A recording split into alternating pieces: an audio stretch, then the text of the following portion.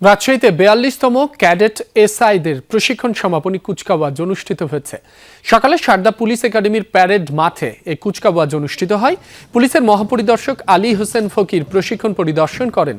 তিনি জানান, সাইবার অপরাধ, অনলাইন জুয়া, ফিশিং ও সোশ্যাল মিডিয়ায় গুজব ছড়ানোর মতো অপরাধ এখন বড় চ্যালেঞ্জ। এসব অপরাধ মোকাবেলায় দক্ষতার বিকল্প নেই। নতুন প্রযুক্তিতে দক্ষতা বাড়াতে হবে, কৃত্রিম বুদ্ধিমত্তা ও ডিজিটাল ফরেনসিকের মতো জ্ঞান অর্জন করতে হবে। তিনি আরও বলেন, সকল প্রকার ভয়ভীতি, প্রলোভনের ঊর্ধ্বে মামলা তদন্ত করতে হবে। পুলিশের নবীন সদস্যদের আহ্বান জানিয়ে তিনি বলেন, জনগণের প্রত্যাশা পূরণের লক্ষ্যে সততা, নিষ্ঠা ও আন্তরিকতার সাথে কাজ করতে হবে। এ সময় কুচকাওয়াজে ১৯ জন নারী ও ৪৮১ জন পুরুষ সহ ৫০০ শিক্ষানবিশ ক্যাডেট এসআই অংশ নেন।